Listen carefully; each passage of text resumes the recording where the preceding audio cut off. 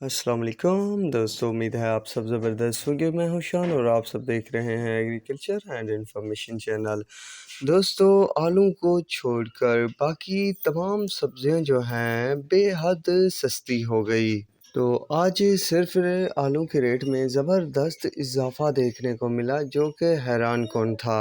जो आलू का तोड़ा लगभग 2800-2600 रुपए तक मिलता था 65 किलो का, यानी जाली, वो अब 38 से 3900 रुपए तक जा पहुंची है।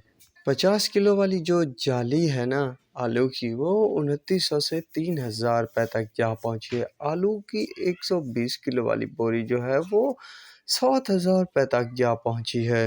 आलू का जो बीज है ना, ये 60-55 किलो वाला, वो 2400 से 2500 रुपए में फरोख्त हो रही है। जाली गोली लाल आलू वाली जो है ना जाल, तो वो 15 से 1700 रुपए।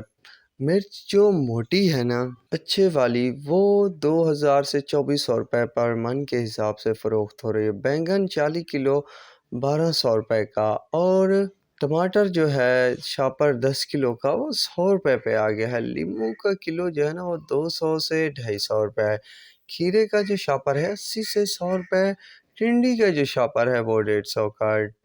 टिंडा 5 किलो बेहतरीन, वो 500 रुपए में भी फरोख्त हो रहा है। लौकी कद्दू 10 किलो जो है वो 100 से 80 रुपए तक का फरोख्त हो रहा है। तुरई 5 किलो सब्ज तुरई 200 रुपए। करेला 5 किलो 200 रुपए। भिंडी 5 किलो जो है वो 100 से 150 रुपए तक। प्याज 40 किलो का रेट जो है अब 1600 रुपए पे आ गया है।